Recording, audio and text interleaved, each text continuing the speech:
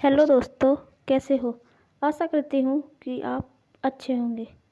तो आज पढ़ते हैं एक नया टॉपिक जिसका नाम है डी ई तथा पी में संबंध।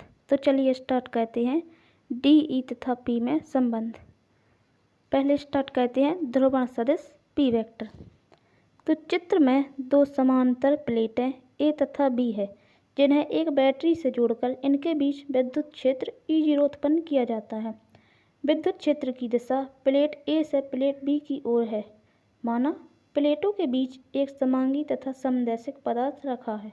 बाह्य विद्युत क्षेत्र E0 के प्रभाव में परावैद्युत पदार्थ के प्रत्येक अणु के धनावेश का केंद्र बाह्य विद्युत क्षेत्र की दिशा में और ऋणावेश का केंद्र बाह्य विद्युत क्षेत्र की विपरीत दिशा में विस्थापित हो जाता है। चित्र में यह विस्थापन प्रदर्शित है जिसमें एक अणु का ऋणावेश दूसरे अणु के धनावेश की ओर है। अतः संपूर्ण परावैद्युत पदार्थ के अंदर ए आवेश एक दूसरे को निष्फल कर देते हैं, लेकिन परावैद्युत पदार्थ के पृष्ठ पर उपलब्ध आवेश निष्फल नहीं हो पाते हैं। इन आवेशों को ध्रुवण पृष्ठ आवेश कहते हैं और इस प्रक्रिया को ध्रुवण कहते हैं। परावैद्युत पदार्थ में ध्रुवण की व्याख्या द्विध्रुव आघूर्ण में की जाती है। तो दोस्तों, इसकी संपूर्ण व्याख्या आप चित्र में देख सकते हैं, स्पष्ट लिखा है और आप देख भी सकते हैं। यदि प्रत्येक अणु में धनावेश और ऋणावेश के विस्थापन के फलस्वरूप प्रेरित द्विध्रुव आघूर्ण Pn है, P के ऊपर वेक्टर है, तो प्रेरित द्विध्रुव आघूर्ण Pn डैश बाह्य विद्युत क्षेत्र की तीव्रता E0 के समानुपाती होता है, अर्थात Pn समानुपाती E0। Pn बराबर अल्फा n इंटू E0। इसे समीकरण नंबर 1 मानते हैं, जहाँ अल्फा n आणविक ध्रुवणता है। अब माना परावैद्युत पदार्थ के प्रति एकांक आयतन में n अणु हैं, तो पदार्थ के एकांक आयतन में प्रेरित कुल द्विध्रुव आघूर्ण को ध्रुवण घनत्व या वैद्युत ध्रुवण कहते हैं। इसे पी वेक्टर से दर्शाते हैं। अतः ध्रुवण सदिश परावैद्युत माध्यम के एकांक आयतन में प्रेरित द्विध्रुव आघूर्ण को व्यक्त करता है, अर्थात पी वेक्टर बराबर n इंटू Pn बराबर n अल्फा n E0। अब स्टार्ट करते हैं विस्थापन सदिश D को।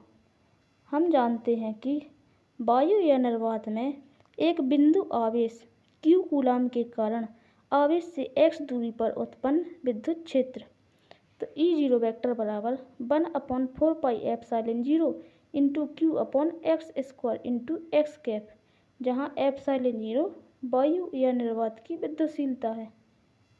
किसी परावैद्युत माध्यम में विद्युत क्षेत्र, तो विद्युत क्षेत्र को E वेक्टर से दर्शाते हैं, तो E वेक्टर बराबर 1/4πε0 के into Q upon x square into x cap, जहाँ के माध्यम का परावैद्युतांक है।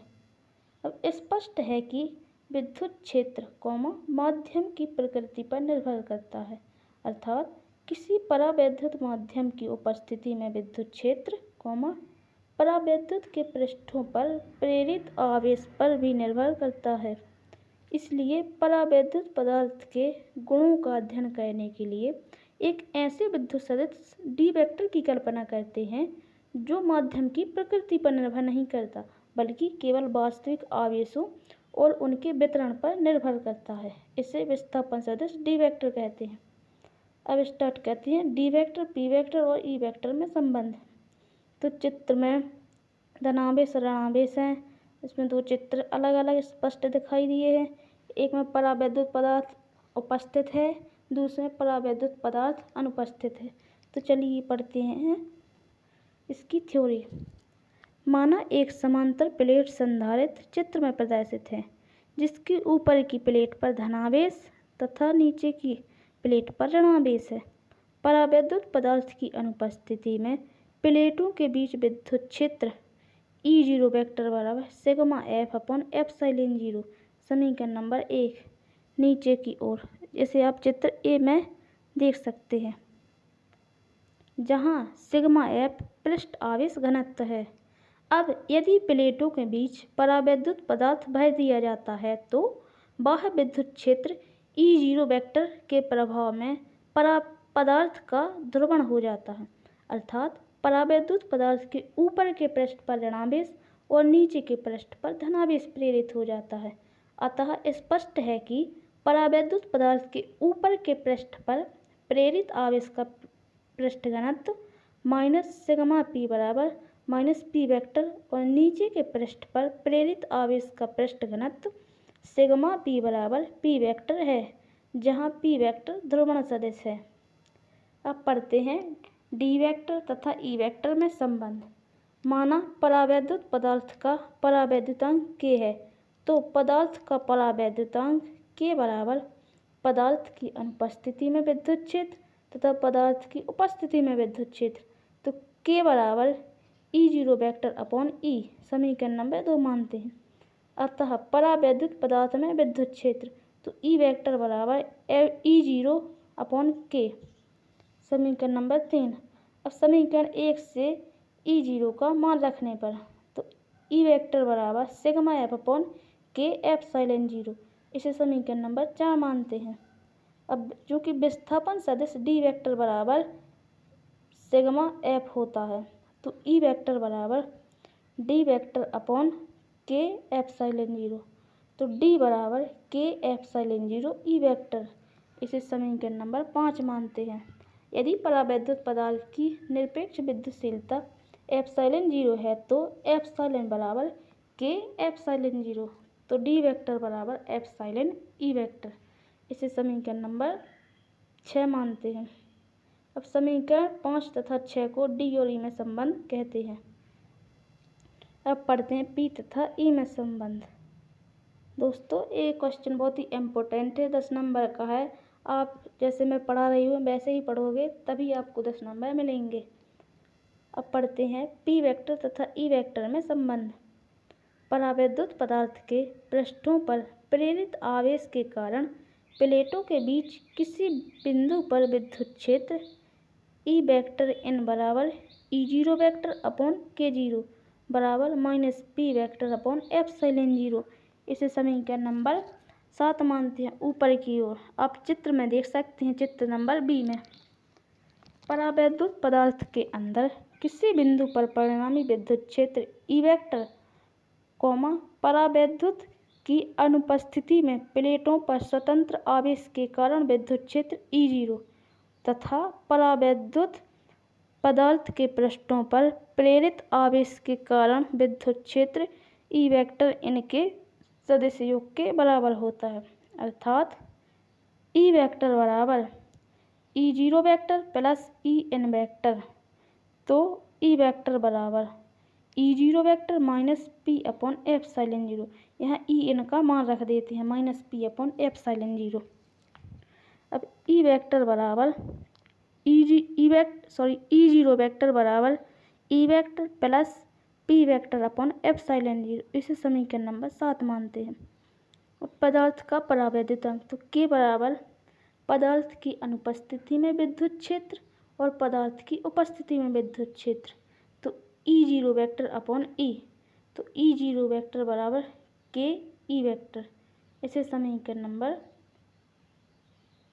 9 मानते हैं। यह मान समीकरण 8 में रख देते हैं, तो के ई वेक्टर बराबर E vector plus P vector upon epsilon 0, के माइनस 1 ई, इसे ई कॉमन ले लेते हैं बराबर पी वेक्टर अपॉन एप्सिलॉन 0, तो पी बराबर एप्सिलॉन 0 के माइनस 1 ई वेक्टर, एप्सिलॉन 0 का पक्षांतर करके गुणा कर देते हैं, तो समीकरण नंबर 10 बन जाता है। यह समीकरण पी तथा ई में संबंध को व्यक्त करता है। अब पढ़ते हैं डी ई तथा पी में संबंध। तो समांगी तथा समदैशिक परावैद्युत पदार्थ में ध्रुवण सदिश पी वेक्टर विद्युत क्षेत्र ई वेक्टर के समानुपाती होता है, अर्थात पी वेक्टर समानुपाती ई वेक्टर, तो पी वेक्टर बराबर एप्सिलॉन 0 काई ई वेक्टर, जिस समीकरण नंबर 11 मानते हैं। जहाँ काई एक अदिश एवं विमाहीन राशि है जिसे माध्यम की विद्युत प्रवृत्ति कहते हैं। समीकरण 10 व 11 की तुलना करने पर तो काई बराबर k-1 होता है। इसे समीकरण नंबर 12 मानते हैं। यह समीकरण विद्युत प्रवृत्ति में संबंध दर्शाता है। अब समीकरण 10 लेते हैं तो p वेक्टर बराबर ε0 k-1 ई वेक्टर। तो p वेक्टर बराबर ε0 ई का k-1 में गुणा कर देते हैं तो p वेक्टर बराबर ε0 k E vector minus ε0 E vector. तो ε0 k ई वेक्टर बराबर p vector plus ε0 E vector. तो माना ε0 k ई वेक्टर बराबर d विस्थापन सदिश। तो d वेक्टर बराबर p vector plus ε0 E vector. अतः यह समीकरण d p तथा ई वेक्टर में संबंध को दर्शाता है। तो आज के लिए इतना ही, मिलते हैं नेक्स्ट वीडियो में। तब तक के लिए धन्यवाद। अगर आपको पढ़ने में कुछ हेल्प हुई हो,